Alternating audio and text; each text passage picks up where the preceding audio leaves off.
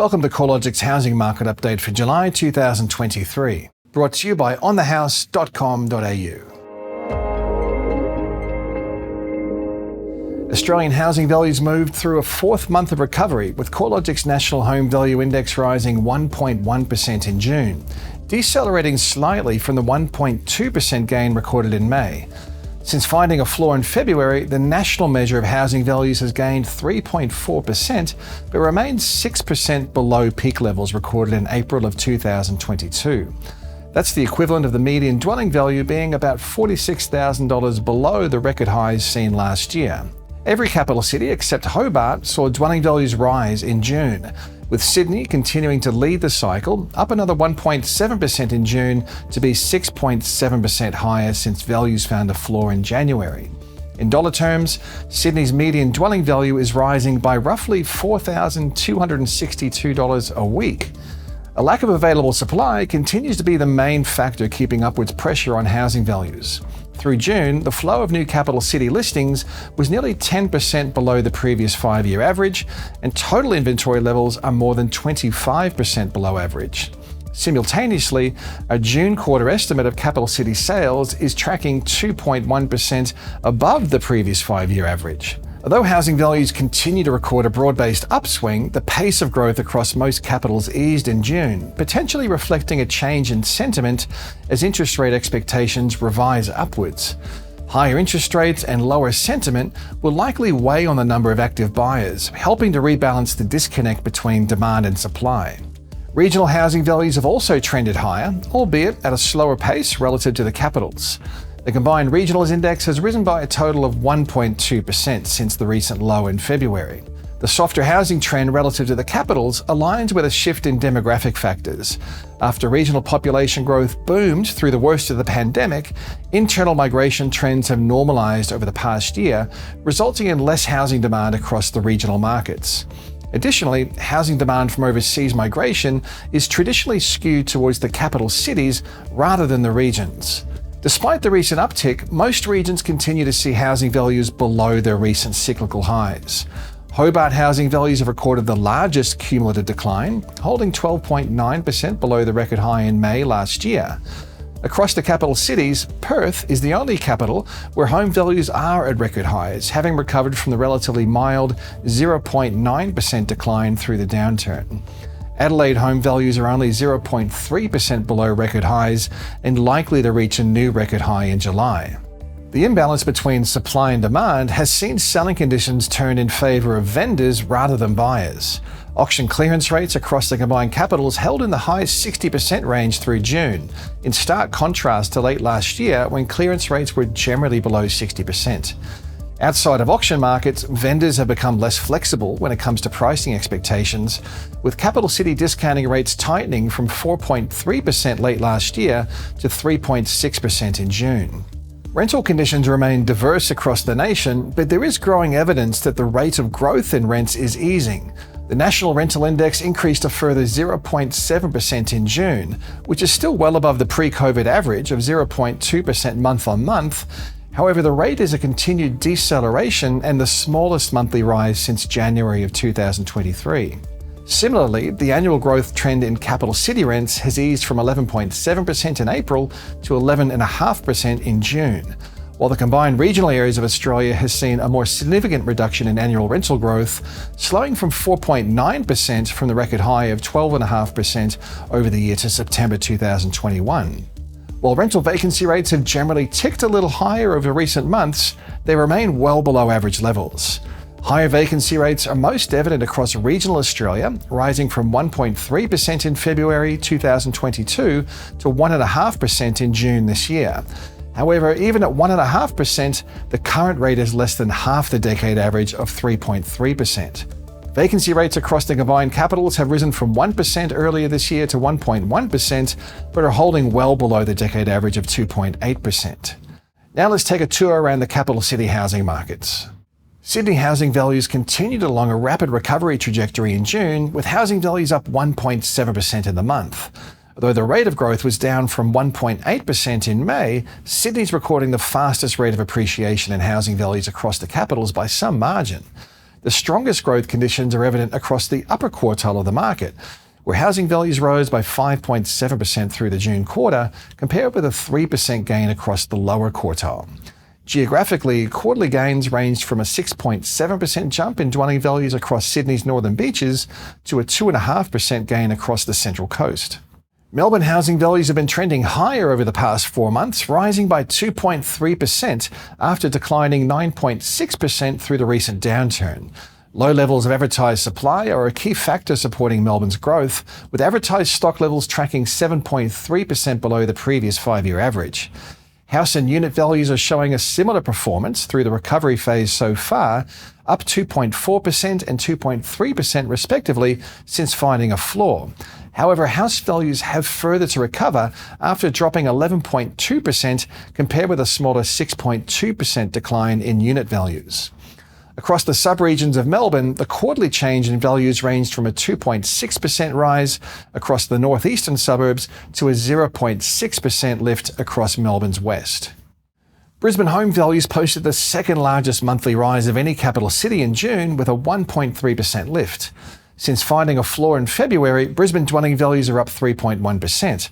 However, the market has further to go before recovering the 11% drop in values it recorded through the downturn.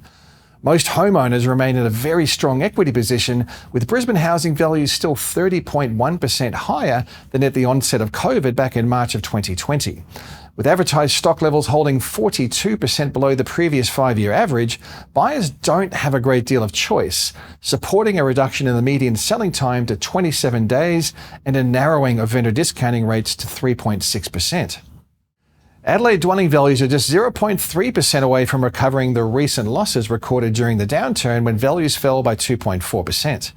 The market's up over the past 3 months, increasing 2.1% amid extremely low advertised supply and a relatively resilient level of purchasing activity. Advertised listings were 46% below the 5-year average in early July, while estimated sales activity was tracking above the 5-year average. It's generally Adelaide's most affordable suburbs that have been the most resilient to falls through the rate hiking cycle to date, and they're the same suburbs that are leading the highest rates of gain in recent months. Based on value changes to June, Adelaide's lower quartile housing sector has recorded a 3% lift in values over the quarter and a 9.2% gain over the year. In contrast, upper quartile values are up a smaller 1.4% over the quarter after declining by 5.1% over the year. Perth is the only capital city where housing values are at a record high. Following a paltry 0.9% reduction in values, Perth housing values have risen over 6 of the past 8 months. Although the market has recovered to new record highs, median values remain well below most other capital cities, reflecting relatively affordable price points, a reflection of the long-running downturn where Perth's housing values dropped by 20% between 2014 and 2019. This affordability, along with strong migration from both interstate and overseas, alongside persistently low advertised stock levels and tight rental conditions, are all factors supporting the local market.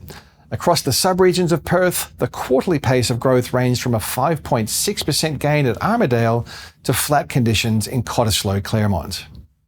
Hobart was the only capital city to record a fall in dwelling values through June, declining 0.3% over the month, and virtually flat over the quarter with a 0.1% rise.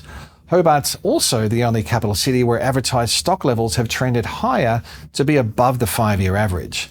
While advertised supply has risen, demand has fallen, with our estimate of sales volumes tracking 16.8% below the previous 5-year average.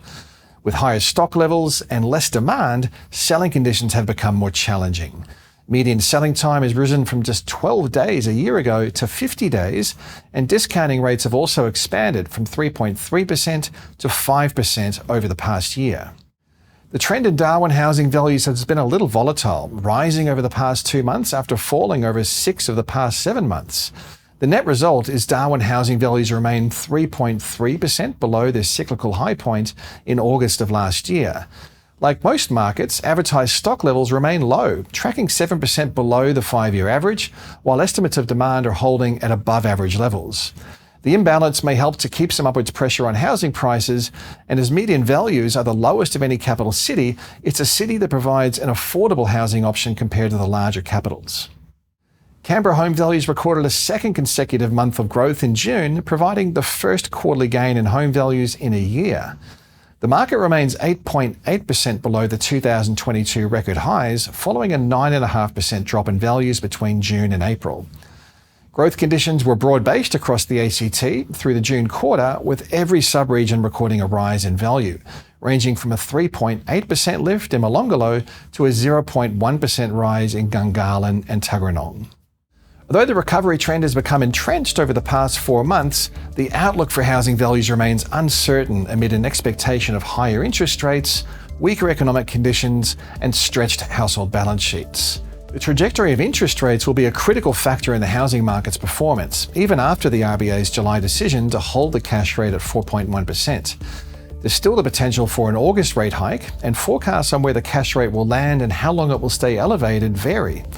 It's hard to imagine the recent pace of growth in housing values being sustainable under a higher interest rate setting, especially while sentiment is close to the lows recorded during the global financial crisis and the full rate hiking cycle hasn't been experienced by all borrowers. The coming months will see an unprecedented peak in the number of fixed-rate borrowers refinancing to significantly higher mortgage rates. The RBA has previously estimated that 880,000 fixed-rate mortgages will expire in 2023, refinancing from mortgage rates around 2% to possibly higher than 6%. Higher interest rates also imply credit will be less available, especially considering new mortgage borrowers continue to be assessed at a mortgage rate 3 percentage points higher than the origination rate. Additionally, lenders have become more cautious, with further reductions in high debt-to-income ratio and high loan-to-valuation ratio lending. As we saw through the periods of tighter macroprudential policies and higher serviceability assessments between 2017 and 2019, credit availability plays an important role in housing markets. Another key risk for housing conditions is the potential for a rise in advertised housing stock. Low inventory levels have arguably been the most important factor placing upwards pressure on housing prices. A change in the supply dynamic could become evident in spring, when the flow of new listings would typically start to ramp up. We could also see more listings flow onto the marketplace if mortgage stress becomes more widespread. At the moment, we aren't seeing any signs that advertised housing stock is rising, at least at a macro level. Some areas, such as Hobart, have seen listings rise to above average levels, but from a very low base. This will be a key trend to watch moving forward. While the downside risks to the housing sector are clear, there are some mitigating factors, including record levels of net overseas migration, a burgeoning undersupply in housing, and an expectation that labour markets will hold reasonably tight. Net overseas migration is expected to reach 400,000 this financial year, which is almost 27% above the previous record high recorded in 2008.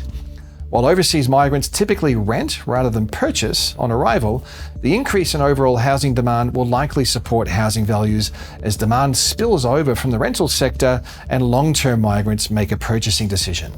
At the same time, the pipeline of approved housing supply is around decade lows and trending lower, setting the housing sector up for an undersupply of newly built homes over the medium term.